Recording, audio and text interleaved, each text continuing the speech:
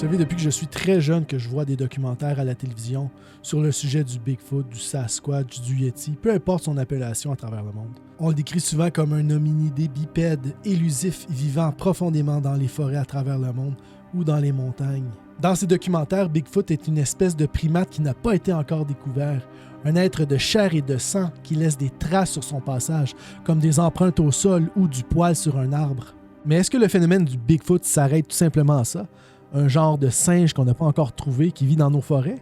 Ou est-ce que le phénomène de Bigfoot est encore beaucoup plus compliqué et étrange qu'on le croit? Dans la communauté Bigfoot, on est arrivé à 2 branches. La première branche va croire que Bigfoot, oui, c'est un primate qui vit dans nos forêts, qui est super intelligent, élusif, mais c'est un être de chair et de sang.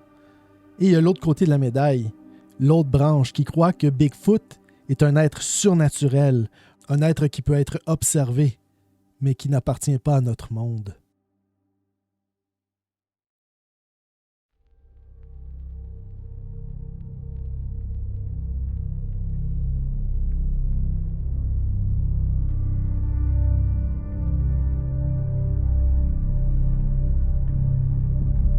Personnellement, j'ai longtemps été du côté de la branche qui croit que Bigfoot est un être de chair et de sang qui vit dans nos forêts, un genre de primate qui reste élusif à la science, mais qui est bel et bien de notre monde. Eh bien, après avoir entendu beaucoup d'entrevues sur des observations de Dogman et avoir lu beaucoup sur le sujet, parce que oui, le Dogman et le Bigfoot, ce sont des phénomènes qui se ressemblent énormément, et surtout, après avoir lu Where the Footprints End, Eye Strangeness and the Bigfoot Phenomena, volume 1 et volume 2, eh bien, j'en suis venu à changer mon fusil d'épaule. Maintenant, je crois que Bigfoot est tout sauf un être naturel qui appartient à notre monde. Je ne doute pas que Bigfoot a un aspect physique, mais je crois qu'il y a beaucoup plus à Bigfoot que ce que l'on croit.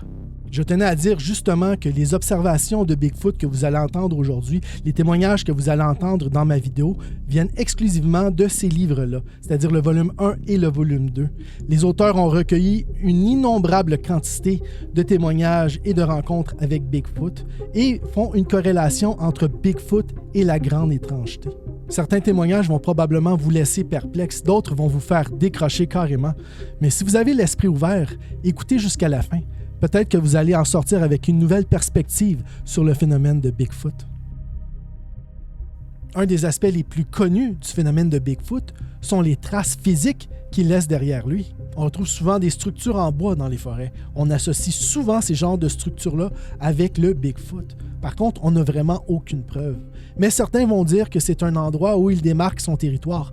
D'autres vont dire que c'est plus une genre d'orientation, une structure qui les aide à s'orienter dans la forêt. Mais de loin, le phénomène physique le plus connu laissé par Bigfoot, ce sont ses empreintes. Mais justement, en ce qui concerne les empreintes, souvent on va omettre de vous dire dans quel contexte, dans quelles circonstances on va trouver des empreintes. Comme par exemple, lorsqu'il y a des observations de Bigfoot, souvent les gens vont aller voir où Bigfoot se trouvait lorsqu'ils l'ont observé. Ils vont trouver seulement une empreinte, ce qui ne fait pas de sens. Souvent, c'est dans des endroits où c'est très boueux, sur des centaines de mètres. Il devrait y avoir plusieurs empreintes, mais non, seulement une empreinte.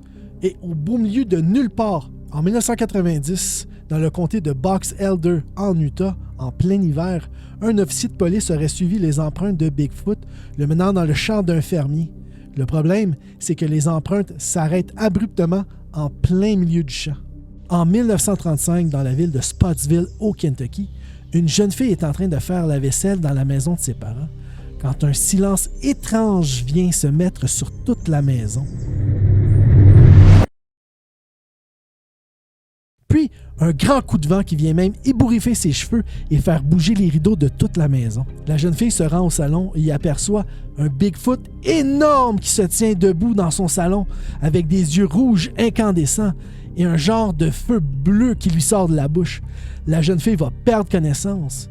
Quelques heures plus tard, alors que sa mère et son grand frère arrivent à la maison, ils vont retrouver la jeune fille en état de choc, bien évidemment.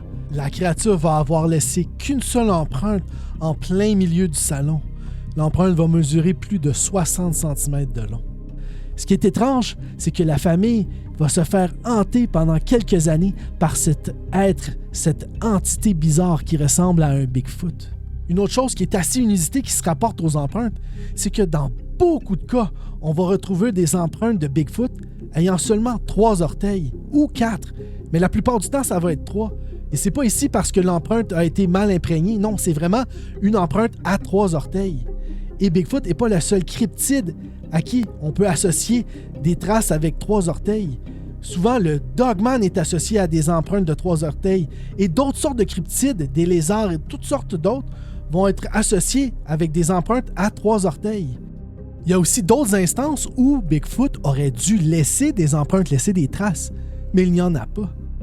En 1969, en Alberta, tout près de la rivière Saskatchewan, Guy Lehreuse et Harley Peterson sont en train de construire les fondations pour une station de pompage lorsqu'ils vont apercevoir environ à 800 mètres une gigantesque créature noire se tenant debout sur une petite colline près de la berge de la rivière.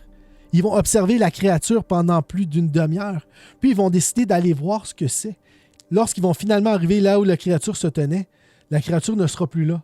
Ils vont quand même être capables d'estimer sa grandeur comme étant un être de 4,5 mètres de haut. La créature était donc énorme. Mais le plus étrange, c'est qu'elle ne laissait aucune empreinte.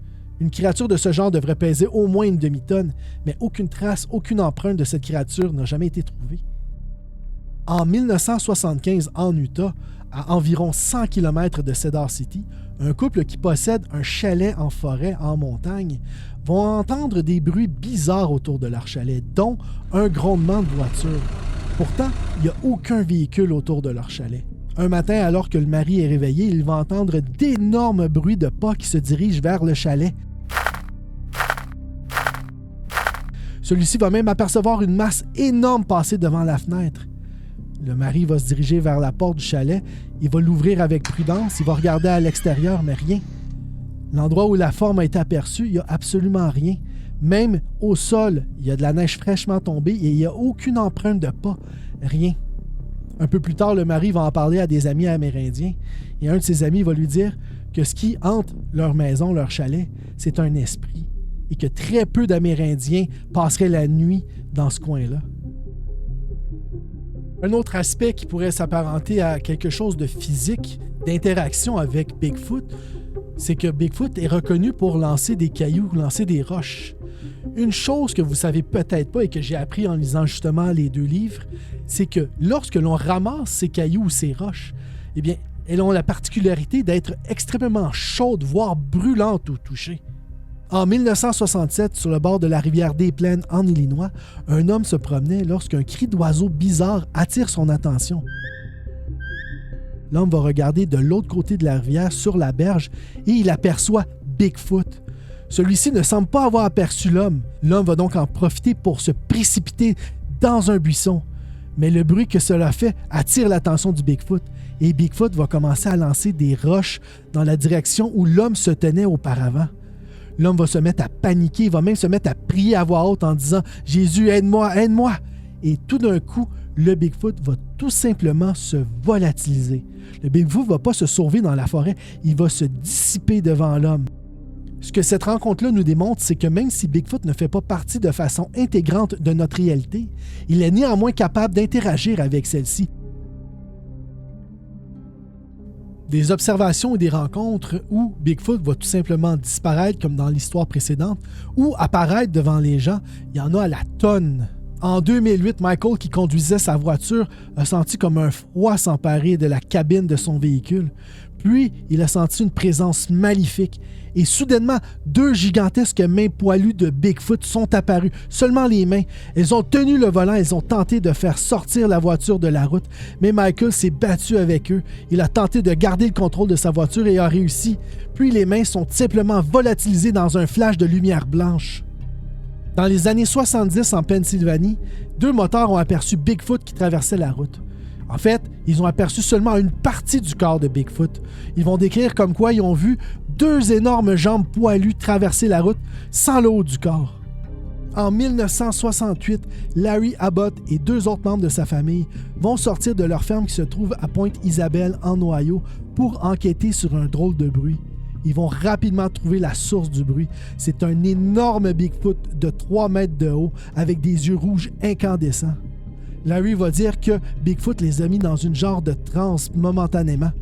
Après quelques instants, ils ont réussi à se sortir de cette transe-là. Un des membres de la famille est allé chercher une arme à la maison. Ils sont revenus, ils ont tiré 3 coups sur Bigfoot. Bigfoot est tout simplement disparu. Il s'est dissipé, enveloppé dans un brouillard blanc.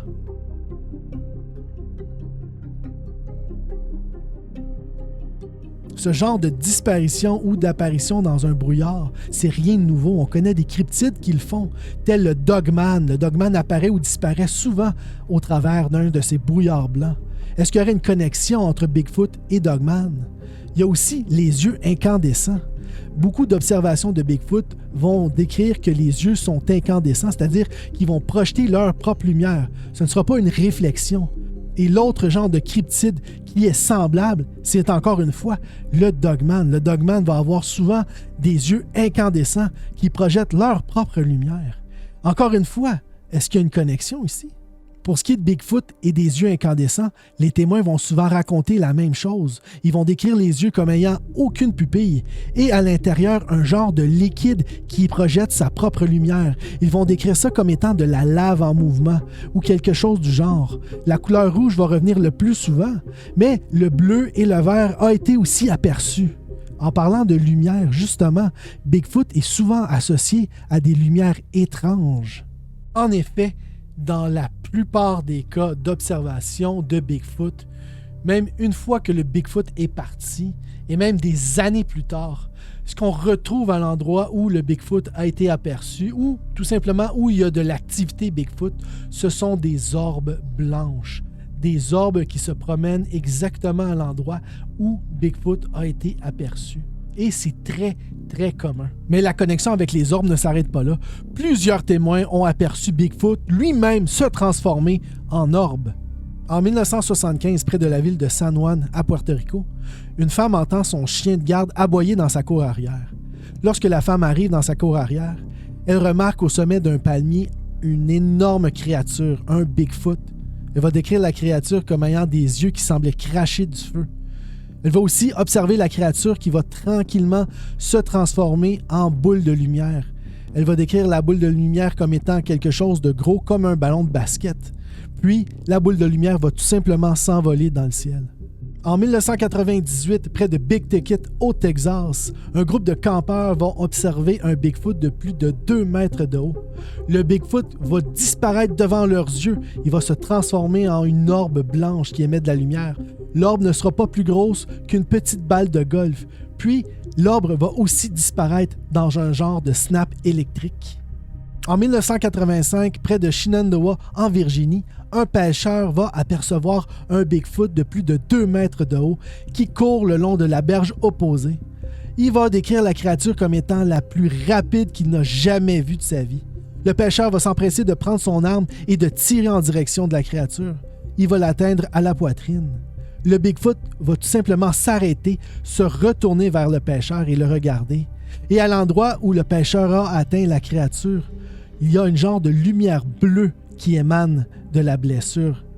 Le pêcheur est terrifié et s'enfuit à toutes jambes. En mars 1978, en Virginie, 7 employés s'affairent à réparer une ligne électrique lorsqu'ils vont apercevoir un Bigfoot. Ils vont dire que la créature flottait au-dessus du sol et qu'elle portait dans sa main une genre de lampe de poche qui éclairait rouge. Puis, la créature va s'enfoncer dans la forêt et disparaître. Je sais que c'est un peu mal vu ou un peu tabou de mélanger des phénomènes paranormaux, mais pourtant, Bigfoot et les ovnis, eh bien oui, il y a peut-être une connexion ici. En 1970, au Wisconsin, une jeune femme est témoin d'un ovni dans le ciel. Cette nuit-là, elle se réveille complètement paralysée. Elle aperçoit une créature au bout de son lit. C'est un Bigfoot énorme. Elle ne peut pas bouger. Elle se met à prier à Dieu et à lui demander son aide. Et la créature va tout simplement se volatiliser dans un flash de lumière blanche. En 2001, à Mineral Point, en Pennsylvanie, un homme qui marchait aperçoit soudainement une gigantesque créature. Il va décrire la créature comme ressemblant à un énorme gorille de plus de 3 mètres de haut. Au début, la créature s'avance tranquillement vers l'homme, puis elle se met à 4 pattes et se met à courir rapidement et se sauve dans la forêt. Quelque temps plus tard, l'homme va apercevoir dans le ciel un objet volant non identifié en forme de triangle qui va tout simplement flotter dans le ciel et s'en aller. En 1972, à Rochdale, en Indiana, Lou Rogers et son fils Keith commencent à entendre des bruits extrêmement bizarres sur leur propriété. Au début, c'est un grognement. Puis, c'est comme des bruits de gorilles. Ensuite, ça ressemble plutôt à des cris d'humains.